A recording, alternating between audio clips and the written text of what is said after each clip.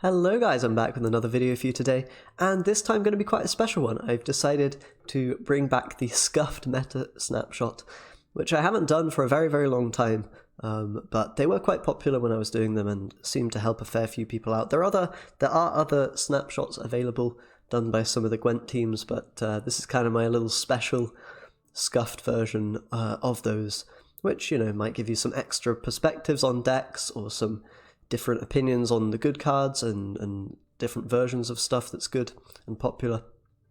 But anyway, let's just jump right in. So the meta right now is looking a little bit lopsided, shall we say. There's quite a few very strong decks, and there's quite a few factions which don't have very good decks, or their best deck isn't that high up in the tiers. So we're saying basically, yeah, Syndicate right now is very strong. I'm sure you are aware of that. Northern Realms as well is very good. They looked really good when they sort of first popped up, but now I think they're probably a little bit weaker than Syndicate overall, I would say. They're maybe, you know, quite well-rounded, but they definitely can be abused and lose if your opponent knows what they're doing. Syndicate feels very much like it's a always winning faction.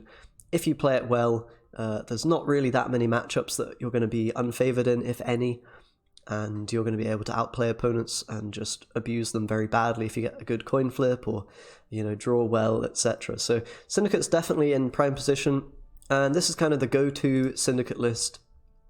Tier 0, that just means it's so good, nothing really can compare to this at the moment.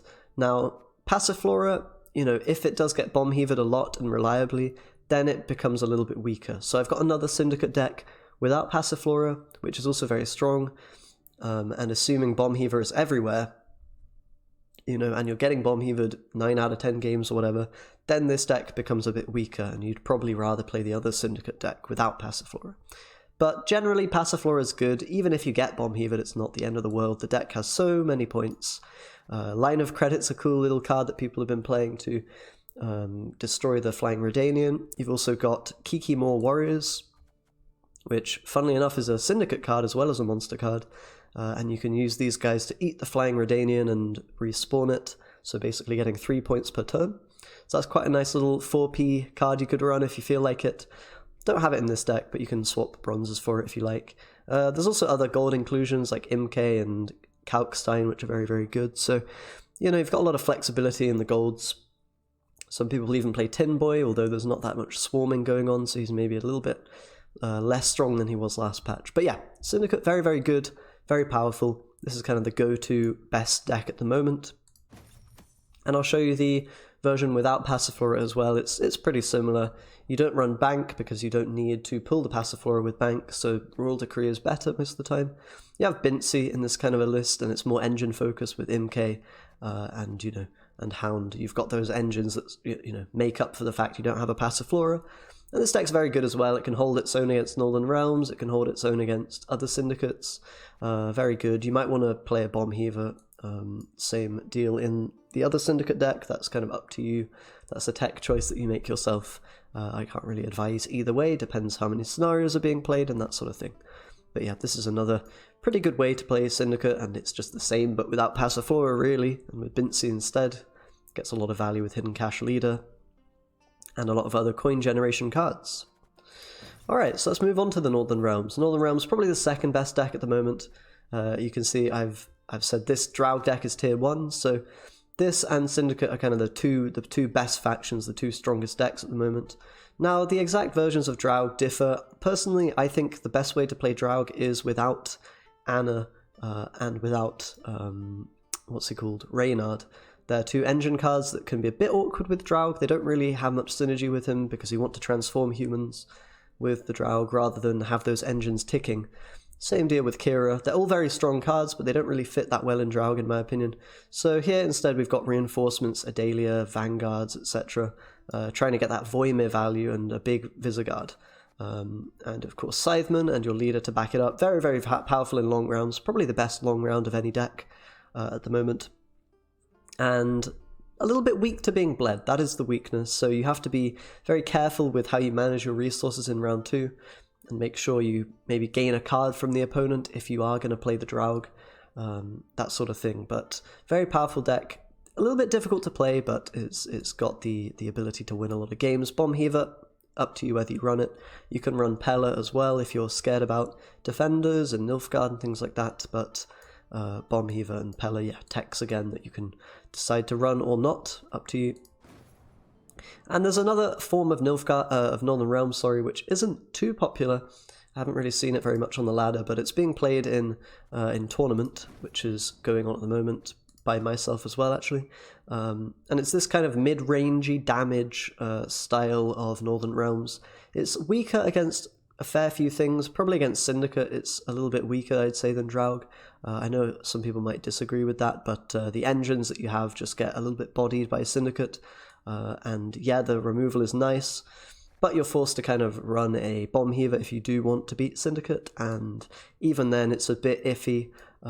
You know, you can remove engines, but they're still going to take yours out as well and maybe steal them with Philippa and just have better value bronzes overall with the poisons and stuff.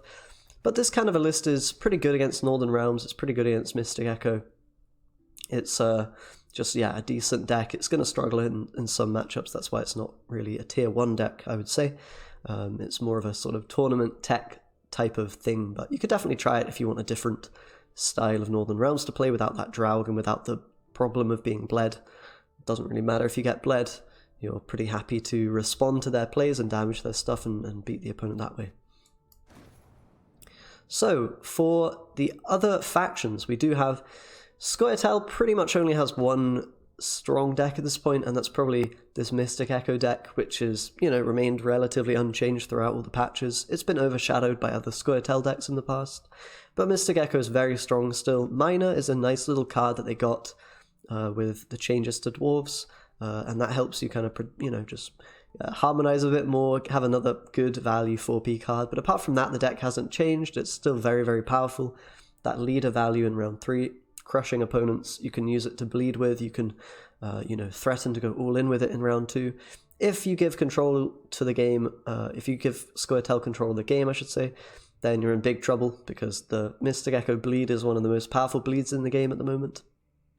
So definitely a strong contender. I've played my placements with this and did pretty well with Mystic Echo, so it's, you know, strong deck, probably tier 2, not quite as good as Syndicate and, you know, Northern Realms, but it's close. It's close to that, and you can definitely hold your own in most of the matchups. I'd say that's probably the strongest of these sort of tier 2 decks here, speaking from experience. And then we have Nilfgaard, which is kind of chilling in the tier 2 zone as well. It's not quite reaching the top levels, but there's a couple of ways to play it, and usually it involves Masquerade Bull, because that's where you get all your power in Nilfgaard. So obviously you're a bit vulnerable to Bomb Heavers, and if those are being played a lot, then Nilfgaard's going to be a bit weaker than it might initially seem. But yeah, Bull, playing 2 times Bull with the Scuia'tael with Tactical Decision Leader. You could play other leaders with this kind of setup as well. You know, maybe Formation. I've seen people do it. I don't think it's a good idea, but you can play Formation with the Scuia'tael combo. But this kind of double scenario replay shenanigans deck is very good. A lot of pressure, allows you to win round 1 and then reshuffle the scenario and use it again. If there's no Bomb Heaver involved, you're in a pretty good spot. If there is, you can still sometimes win. So yeah, definitely a viable approach. Pretty good against Syndicate, although you might struggle if you don't have Heaver and an answer for the defender. So you maybe could tech in Merc de Bracket and Heaver if you want to be better against them. I say it's good against Syndicate. It's probably not that good against Syndicate. Syndicate kind of just crushes most things that are, you know, yeah, just a bit weaker, a bit on the weaker side, which Nilfgaard probably is. But still a pretty good deck. Gonna be able to beat Syndicate sometimes. Probably actually struggles against Northern Realms more than Syndicate, I would say, because the poison value is a bit lost on Draug, and Northern Realms typically runs Bomb Heavers. But yeah, it's a decent deck at beating everything else. Very good against Mystic Echo, with that poison value crushing the engines from that deck. So yeah, and the other kind of way you can play Nilfgaard is more of a formation style with you know, the Damien, the Stefan. You don't have to run Stefan, you don't have to run Damien. I would say you should probably only go for one of those two, and that way you can get more value from the defender and hiding your unit behind that. Obviously they did get nerfed, so they now are very movable and very vulnerable to that as well as, locks and damage and whatnot. But having one or other Damien, Stefan plus Masquerade Ball is a pretty nice setup usually. If you run Stefan, obviously you'll need to change some cards around, put tactics in. So I think this setup is more cohesive. It's really just, value from soldiers and value from poisons. And you can't reuse the scenario in this particular deck. You could build it such that you can, but I think that's a little bit weaker. But overall, you just have, a lot of value from those two packages, and ideally the soldiers will win you one round, and then the poisons will win you a different round. And that's kind of how the deck functions. It's pretty solid. It plays similarly to how old, the Nilfgaard from last patch played, which was very strong. So, not going to be doing too badly with this. And then jumping into the tier 3 decks, the kind of weaker factions at the moment, Monsters and Skellige, they don't really have many good decks, if any. And these decks are, they're playable, and you can get decent scores with them. You can win a fair amount of games with them, but they're not up to the level of the other factions overall on average. But if you have a preference for Skellige or Monsters, if you think you're very good at those factions or you enjoy playing them, then there's no reason not to. And definitely if you want to play either this monster deck, which is a Kikimor deck, very powerful in the kind of longer rounds. If you don't get bled, if you win round 1, you're able to put out so many points with your leader, with potentially Renew Caranthir onto Kiki Queen. This is the deck that I have on my YouTube channel, which I made, so you can check out the video for that if you're interested. But otherwise, just a good deck if you're able to push and win round 1. Can struggle if you're not doing that. And very abusable, good players are going to make you really fight for round 1 and are going to push you in round 2 and make your life a little bit horrible. But it can definitely win games, especially if you're lower ranked. Like, this deck will be performing very well and feeling very unfair for the opponents. And potentially a similar story with the Lippy here that I have. Lippy seemed very strong at the beginning of the patch, but realistically, it's not the best deck ever. It's very high rolly. Sorry, the cards are a bit buggy, so I'll refresh that. It's a little bit high rolly. You need to draw all of your good stuff. You typically only play one consistency card. You could run Matter as well to make it a bit more consistent, but it's still... There's so many cards you want to play with Lippy. You maybe even want to throw Knickers in. Maybe you take out Crow Mother, but... Bomb Heaver is another card that you don't have to run. You could think about getting rid of it. Golden Froth's a nice little addition for that alchemy value, and you always get your board full with the Ceres. So, the deck kind of works. It is, quite draw dependent. When it draws well, it's very strong, and when it doesn't, it's a little bit on the weaker side.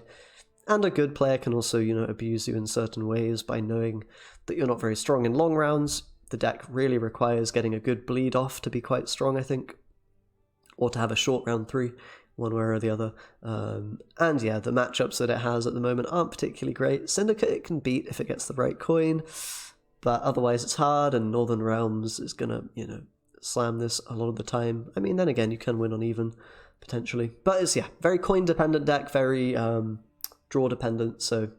kind of occupying that tier 3 ground, but it's an option. If you want to play Skellige, you can win games, and you will win games with this, and sometimes, like the Kikimor deck, it will feel very strong in certain situations and certain matchups, coin flips, etc.